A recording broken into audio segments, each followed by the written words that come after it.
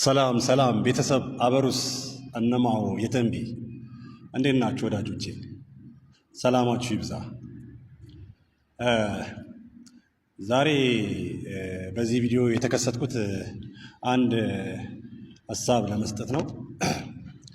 እዚህ ጋር እንደምታዩት እንዲህ አይነት ኮሜንቶች እና ሀሳቦች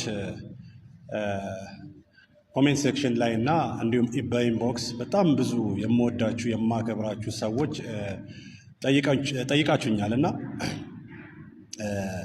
ምናልባት ይህን ነገር ላይ ሀሳብ መስጠት ባልፈልግም ግን የምትወዱኝ የምታከብሩኝ ወዳጆች ስለጠየቃችሁኝ በጣም ብዙ ሰዎች ይህን ጥያቄ ስለጠየቃችሁኝ የግድ ለእናንተ ሀሳቤን ወይም መልሴን መስጠት አለብኝ ብዬ ስላመንኩኝ ነው የመጣሁት።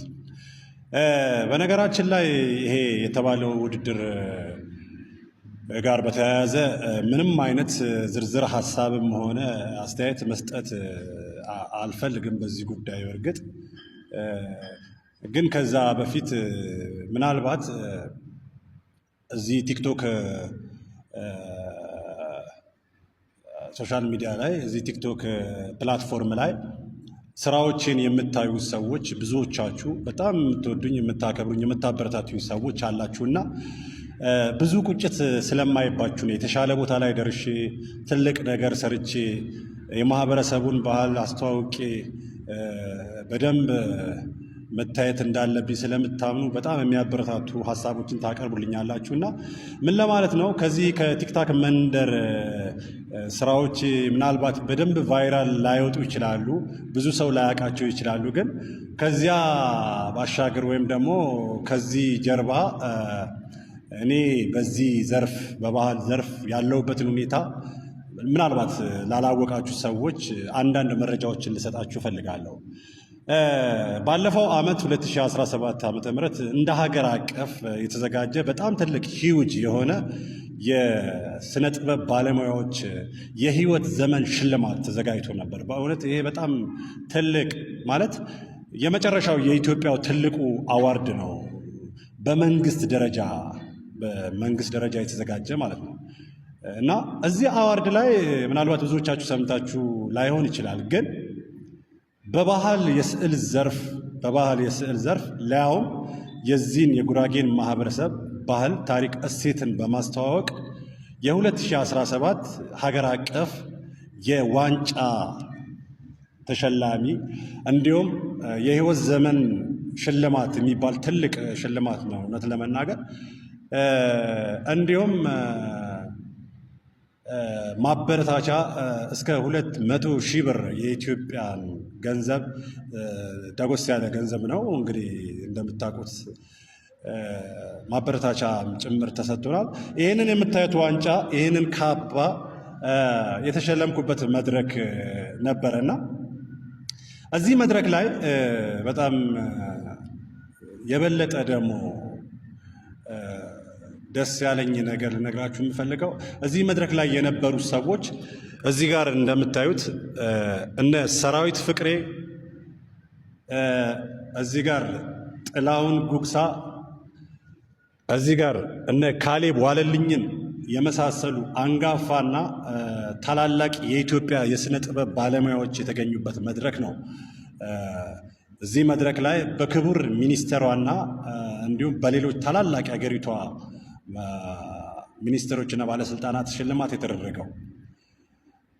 ኤኒዌይስ አሁን ምንድነው እኔ ለማለት የፈለግኩት የኔ ትልቁ ግብ ትልቁ ዓላማና ህልሜ ውድድር ማሸነፍ አይደለም። በእርግጥ ውድድር ያበረታል፣ ግን ውድድር ማሸነፍ ሳይሆን አሁን ላይ ይህንን እንደ ሀገር አቀፍ መቼም የማይደገም ይህንን ሽልማት ከዚህ ሽልማት በላይ ለእኔ ሊያስደስተኝ የሚችለውን ነገር ውድድር ሳይሆን የጉራጌን ማህበረሰብ ባህል፣ ታሪክ፣ እሴት ዓለም አቀፍ እውቅና ባለው ዓለም አቀፍ በሆነ ጥበብ መታደግ ነው። አሁን ካለበት አስጊ ሁኔታ ማንሳት ነው፣ እንዳይወርቅ ማድረግ ነው ትልቁ ህልሜ እና ትኩረት አድርጌ እየሰራው ያለሁት እዛ ላይ ነው። አሁን ላይ በእርግጠኝነት የምነግራችሁ በኢትዮጵያ ደረጃ የነበረውን የዚህ የሽልማት ስነስርዓት አልቆ ምስራቅ አፍሪካ ፕሮግራሞች አሉና ለእንደዛ አይነት ፕሮግራሞች እንድንዘጋጅ በባህል ዘርፍ እዚህ ላይ ተሸላሚ የሆነው ሰዎች መረጃ ደርሶናል፣ ኢንፎ ተደርገናል። በዚህ ልክ እየተዘጋጀን ያለ ነው። ምናልባት ቫይራል እየወጣ ያለው ማለት ነው ቫይራል እየወጣ ያልሆነው ቲክታክ ላይ ሊሆን ይችላል። እኔ የምሰራቸው ስራዎች ምናልባት እዚህ ቲክታክ ላይ የምታውቁኝ ሰዎች ይህንን መረጃ እንድታውቁት ስለፈለግኩ። ነገር ግን ከዚህ ከቲክታኩ በስተጀርባ እንደ ሀገር አቀፍ ትልቅ የሚባል በኩራት የጉራጌን ማህበረሰብ ባህል፣ ታሪክ፣ እሴት በማስተዋወቅና እስከ ላይ እስከ ጫፍ ትልቁ እስከሚባለው የኢትዮጵያ ውድድር ወይም ደግሞ አገር አቀፍ የፌዴራል መንግስት ውድድር አሸናፊ የሆንኩበት ፕሮግራም አልፈዋል ባለፈው ዓመትና ደስ ብሎኛል። እና ይህንን ልል የፈለግኩት አሁን ያለውን ነገር እኔ ትልቁ ህልሜ ይህንን ባህል መታደግ ነው። ይህንን ባህል ባለኝ ተሰጥኦ ባለኝ አሻራ ማስተዋወቅ ነው። እንደ ሀገር አቀፍ እንደ ምስራቅ አፍሪካ እንደ አፍሪካና ብሎም እንደ ዓለም ይህንን የጉራጌ ማህበረሰብ ታሪክ፣ ባህል፣ እሴት እንቁ የሆነውን ትውፊት በደንብ አድርጌ ማዳረስ እፈልጋለሁ። ለዛ ነው ብዙ ጊዜ ስራዎቼ ቫይራል እንዲወጡ አግዙ፣ የታላችሁ በተለይ የጉራጌ ማህበረሰቦች እያልኩኝ የምነግራችሁና እስቲል አሁንም ቢሆን ምንድነው ቫይራል እንዲወጡ ስራዎች ሌሎች እንዲያውቋቸው አድርጉ። እኔ በእርግጥ ከዚህ በስተጀርባ ብዙ ስራዎችን እየሰራሁ ነው ያለሁት። ጥሩ ስኬትም ላይ ነው። ፈጣሪን አመሰግናለሁ። በይበልጥ ግን አሁን ሶሻል ሚዲያውም ደግሞ ብዙ ተጠቃሚ እንዳለው ይታወቃል። በተለይ ወጣቱ ማህበረሰብ በሀገር ውስጥም ከሀገር ውጭም ያላችሁ ሰዎች የምሰራቸውን ስራዎች ለሌላው እንዲደርስ በደንብ ፕሮሞት እንድታደርጉ እፈልጋለሁ። ውድድር መልካም ነው። ሰዎች ተወዳድረው የተሻለ ነገር እንዲያገኙ አደርጋለሁ እና እዚህኛው ተዘጋጀ የተባለው ውድድር ላይ እኔ የለውም። ምናልባት ዘርፉ የማይጋብዝ ሊሆን ይችላል፣ ከዛም አንጻር ሊሆን ይችላል፣ እንደ መጀመሪያቸውም ሊሆን ይችላል። ብቻ አላቅም። በተለያየ መንገድ ነገሮችን በደንብ ሳይታዩም ቀርተው ሊሆን ይችላል።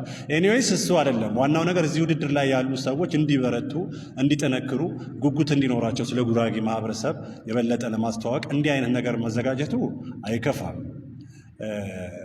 ከዛ ውጪ ይህንን ጥያቄ ለጠየቃችሁ ሰዎች እንዳያስጨንቃችሁ አሁንም ደግሜ የምነግራችሁ የኔ ህልም፣ የኔ ፍላጎትና የኔ ትልቁ ስኬት የጉራጌን ማህበረሰብ ባህል፣ ታሪክ፣ እሴት ወድቆ እንዳይቀር መታደግ፣ ማዳን ነው።